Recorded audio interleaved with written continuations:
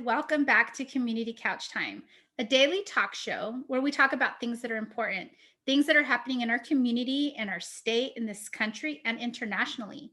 Oftentimes, the topics that we discuss are ones that others aren't talking about. And the question is, why aren't we? Hello, and welcome to Community Couch Time. This is Lupe Cardona, and I'm very excited. I have a great friend here today, Dr. Roberto Cintli Rodriguez, also known as Dr. Cintli. So I'm going to tell you a little bit about him so you can know the greatness that is with us here today. This is very exciting. I'm very excited. He is an associate professor in the Mexican American Studies Department at the University of Arizona. He's taught there since 2008. He was born in Mexico and was raised in East Los Angeles. Today, he's actually coming to us from Mexico, and we'll get a little bit about what he's doing there in a little bit.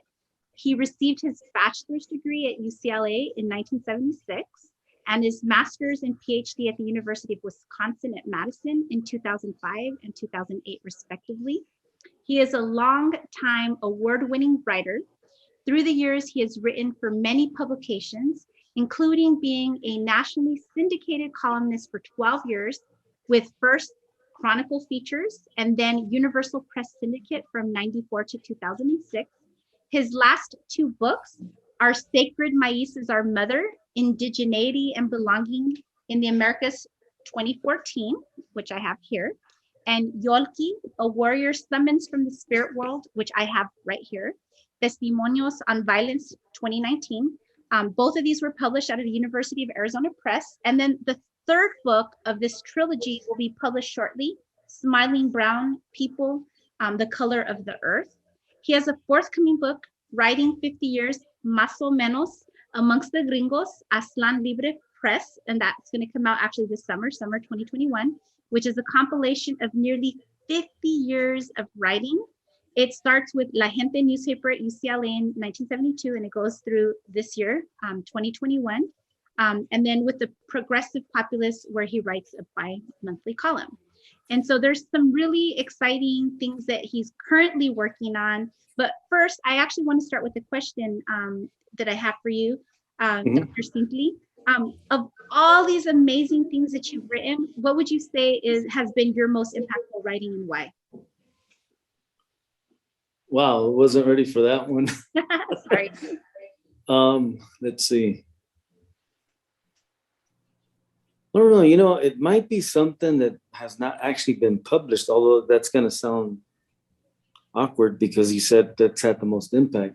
Mm-hmm. But I wrote a story after going to Teotihuacan in 1976, but I wrote it in 78, and it's called Xochipilli.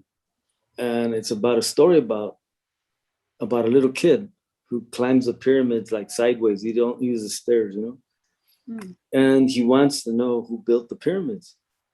And so this is, again, what almost like 46 years ago. So I literally have returned to interview him today, who now he's an elder, Mm-hmm. So that's part of a book. And in fact, it's coming out next year. And it's going to be trilingual. It's Nahuatl, Spanish, and English. But so remember, I interviewed him and know him when he was like 10, 12 years old. Now, 40 some years later, 46, he's now an elder. Mm-hmm. And so now, it isn't about Xochipilli wanting to know who built the pyramids. Instead, it's about why they built the pyramids. And so, yeah, the original story, it's like everybody tells him we built the pyramids, because he's from there, Right. And the family, everybody, they're like, we built it, but he's like, no, but I want to see it, And wow. he hallucinates through running, And in the end, he teaches all the kids that he gives them something. So I can't say it because otherwise I'm going to throw off my own book. Right. But anyway, so I kind of think that's because all my work kind of stems from that, in a way. And that's going to be published by next year. Yes, there are going to be 3 books. I think it's called like Young People's Literature. Mm-hmm. And in fact, that's why I am here in Teotihuacan to write more, because pretty much my whole life it's all been about violence. Yeah. It's all been politics, and I wanted to do something more, where teaching morals, teaching ethics through story. And we have lots of stories. And as you know, in the Maíz book, I have a story about the ants of Quetzalcoatl, the origin story, the migration story, how people came about, and of course that by itself, if you see the image, that's like a codex in and of itself, and that's a story about how Maíz came to the people. Right. Oh, and in there is the story about the ants, Yeah. So I'm gonna be doing stories like that, because you would think that, like in the U.S., that's what people need, but it's not just the U.S. It's actually Mexico also. Because a lot of people will dismiss it like, those are old stories, or without realizing their origin. Which is why I really love that you're doing them trilingually, right? Yeah. So that it's not just the Spanish speakers of Mexico, right, but also the Nahuatl speakers as well. And I think we're gonna have it in 4, or one of them is gonna be in the Maya language. So it'll be either 3 or 4, but but yeah, very conscious about that. Yeah. And thank you for doing that. That's amazing. Mm-hmm. I also wanted to ask you a question specifically about one of the stories that you have in this book, The Children of La Llorona. And so I know, like, many of us are very familiar with like Llorona stories that we were used like to hearing by our parents to kind of keep us on check, right? And I know too that some of my Central American friends have also shared with me La Siwanaba. And so, I think a lot of us are very familiar with that, ancient story of La Llorona. I want to know a little bit about the twist in The Children of La Llorona, the way that it's a counter narrative, and like not just what that counter narrative is, but how that's significant in terms of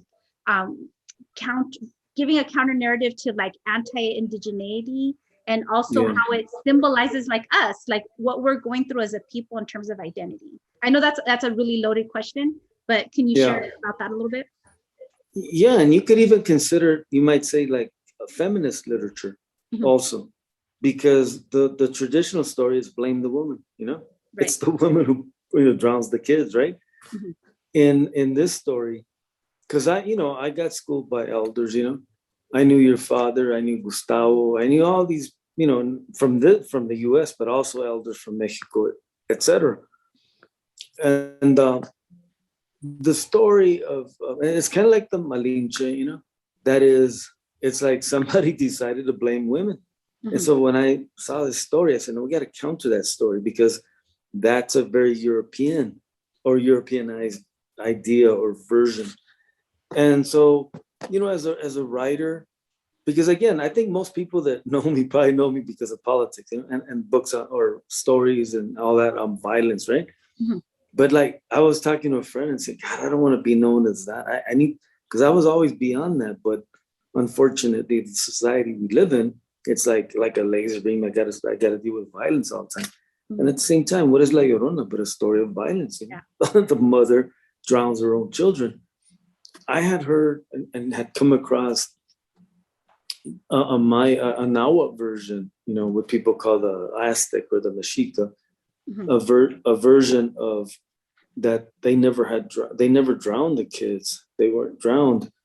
And there was another one about I think it was Moctezuma's sister. I think when the comet came through or something, and she was saying, "My children, we are lost," And I think that's what gave me the idea, kind of you piece it together. Because really what this is about, storytelling is about values, it's about ethics, and the device, the story itself, can change here and there, but it's really to teach. And so what is the idea of teaching is to stop blaming women, for, well, in general, like in Mexican history, stop blaming women for the loss of Mexico, stop women, and on and on. So the twist that I gave to the Llorona was, I remember when I was in high school, I moved to Topeka, Kansas, from East LA to Topeka, Kansas for the summer. And it was the most awesome thing, because, whoever heard of Mexicans in Kansas? Well, our only family in the US was in Kansas, Topeka. And when I was there, they used to talk about this, I think they called her the albino lady, And when they told me that story, I go, the albino lady? I go, that's the Llorona, because they would talk about this woman who the river and scared children, and I was like, that's the Llorona. And I go, no, that's the albino lady. And so I realized that everyone has a story, and it's not contained to the Valley of Mexico. Right. Everywhere people talk about it. And so the one thing I thought, like, well, how do we connect like the South and the North with that story?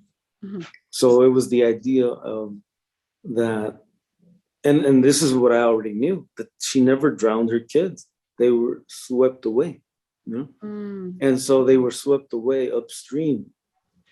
In other words, like, where did they go? Well, again, the river took them. And so the mother, who people call La Llorona, is searching for her children this whole time. Right. And and in the end, these children get raised by native mothers and grandmothers because they wound up in native country. But they kept going north and north and north through the years. Mm-hmm. And but what happened to them is that the literal story of La Llorona was very anti-native. And so they began to listen to these stories and believe the stories that her mother was wicked. The mother drowned them, or that she abandoned them. Right. And so they developed what we call internal colonialism, or internal hate, of hating themselves, hating the parents, the mother, and so in the end, the grandmothers would say, like, well, regardless of everything, they still love the children, Right. and that one day they would come to learn and love their own mother also, despite that they had flipped, Right. So in the end, the river takes them all the way into what today is the United States, the Southwest, and so that's how they're connected. So that's why you hear about the Llorona in Texas and California and Arizona and on and on. Yeah. Yeah, I've literally heard the story in all of those places that I've been there with familia in all of those areas. Yeah, so that's what that was about. But remember, so it's that moral of quit blaming the women, quit blaming Native women or Native people as a whole. I love that so much. Thank you for bringing us that story. And there's actually another community couch time where I read that story. So if folks are interested, you can look for that one. I can put the link to that in the comments, or you can, pick up the book and read it. It's in there. I highly recommend that you do check out this book because it's powerful for that and for so many other reasons. If I can add something real quick. Sure, please. See, things like that, because like that's a university book, that Mm-hmm. book, right? Right. But the story about the Llorona, that's a children's story. Yeah. In other words, so we may convert that story into a children's book, trilingual, etc. Because I don't think that's the one that's planned for being trilingual. But why not? That would be amazing, and I think extremely beneficial for lots of folks, because it brings up all of these different topics, like what you're saying, that are very empowering, right? For us to start to flip that dominant narrative of like the evil brown woman who, like you were saying, is the reason why Mexico was fell, we'll just say, to the invaders, right, from across the ocean.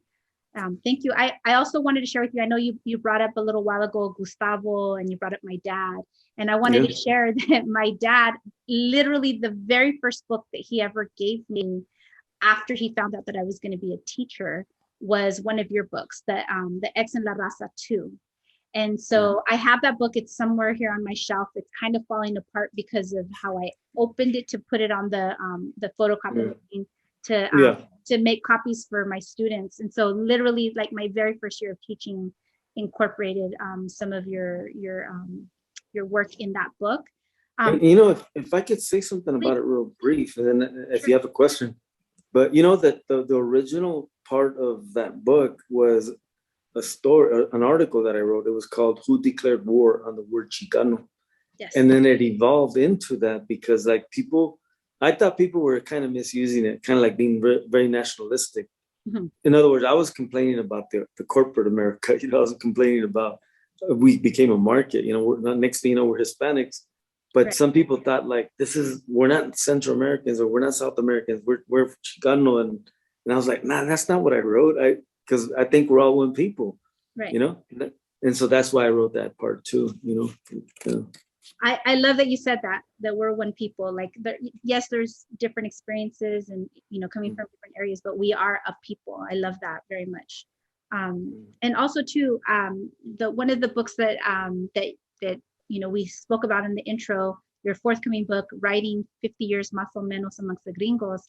I was blessed to be able to read that in creating questions, you know, like guiding questions in projects. And I know that there were some stories that you had written like quite a long time ago, you know, back in the 70s and 80s that were very impactful. Like I really loved, I can't remember the name of the story. I should have been prepared with that, but it's the story where it's actually when you go into Mexico and then you go up the mountain to that place where the books, the sacred books are likely being hidden in the cave. And then I really love, there's something that like, I know this, but the way that you wrote it was so clear that like, I knew it even deeper. And that is when you were referring to the indigenous peoples up in the mountains, like even though there's so much racism in Mexico, there's so much anti-indigeneity, like the people up there had that confidence of knowing like, this is my land, like I'm indigenous to this, you know, and pretty much like anybody who's like racist against me or anti-indigenous is like a fool, because like, you know, I am intelligent and this is my land and I know things and you may think I don't, but I know I do. And they have that confidence. But when you go down into the pueblo, right, where the people are like the mestizos, right, there's that mestizaje, that's where you start to see the less confidence, right? Because we are of both, right? And then and so there's that unsure element, right? And I really loved that part of your story because it really encapsulated like that nepantla, right? Like that ni de ahí, ni de aquí, right? Like we're like from neither here nor there, but how that exists even like south of the border, right? Like that. And then we bring that here, and then it's like another extra layer because now there's like even that like not American, you know, quote unquote, not American. So I just wanted to say that. I love that. Yeah, well, you know that some of us can flip that and say we're from here and from there. Yeah. You know, some of us can, because not everybody can, you know, like what if somebody's like a dreamer, for example, you know, but at least, you know, for many people and for that longest history, we were made to be ambivalent, you know, regardless of where we live, right? Like you say, in South, North, Central, whatever. And I think that was part of the idea. Yeah. I'll tell you kind of like a little quip. Sure. But I remember the people regarding the people that I'm trying to remember if that was the story. Yeah, it won third place in the Chicano Literary Awards for 76 and 7. And when I got to the award ceremony, I won't mention names, but like the main person. He says, you know what? All the Chicanos voted yours first place, and all the Gringos voted yours. I mean, it was flipped, you know. Wow. Like they put you as third, but we put you as first. And it was kind of like, in other words, if you live that, you know, that ambivalence, right? I mean, you would know what that's about, right? Like, and you know, for me, my dad taught me as a little kid. But you know, society taught me the opposite. My dad, he taught me at 5 years old, 5 and 6. And I always tell the same story of these two about when I asked my dad, I go, why do they call us wetbacks, you know? Yeah. And he goes, don't worry about that, you know? We didn't swim across the ocean to get here. Right. And when my dad taught me that, I mean, I even tell my dad, I told him, I said, that became my dissertation for my PhD. Love you know? it. Yeah. And then, but what throw me off is that like living in East LA, that a lot of the Chicanos at that time, that's this pre-movement. Right. You know, they would also do that. But also I would ask my dad, I go, or my mom too, because how come they don't speak Spanish? And they would say like, es que no comen chile. And so I literally went to the refrigerator, got me a jalapeno, and oh man, I almost died. But I said to myself, I'm never gonna be like that, you know? Yeah. But you know, and again, this is way back. Later on, we learn about our languages and stuff, you know? They're not literally Spanish or Spanish only, because Spanish is racialized and it is indigenized, Yeah, just as our last names, same thing. correct. And so I got great schooling from my parents, my dad. My mom gave me my first nickname, which was wow, I drew a blank right now, but let me see what it is. Cincuate. Cincuate. And then now what, because I have another name that's similar, a ceremonial name. Mhm. And so I was looking it up and I went a little bit below and it says Cincoat, TL. And I go, where have I heard that? And then I look right under and it said serpent that drinks milk. Yeah. And I was like, that's what my mom used to call me, Cincuate. She used to say that I used to drink everybody's milk. Yeah, yeah. And yeah, so it's kind of cool. That's So in very other words, I got a great education from my own parents, Yeah. And so I didn't, got my education from my parents as well. And yeah. it's a good lesson for you all out there. It's like, it's Thanks. in the family, in la familia, there's a lot of good. Yeah. Well, see, that's the point, right? Yeah. Because see, we have this romanticized idea that there's a native elder somewhere in the mountains Right. or somewhere way far away that knows everything, when it's like our own family. It's within our own families. Right. But again, we're not looking there, and I learned to look there, and that's why literally my dissertation was my dad's stories, for the most part. Yeah. Thank you for that lesson. That's extremely powerful. And so that takes us to the end of the first part of my interview with Dr. Roberto Cintli Rodriguez. The second part will be in an episode on the La Raza Killings Database project that he and the team have embarked upon to reveal the actual statistics and the actual data of who and what and how folks are being killed in the United States at the hands of police. Thank you so much, Roberto, for that work that you and your team have embarked upon. And so this brings us to the community couch time discussion questions. Why is counter-narrative so powerful in advancing truth and justice?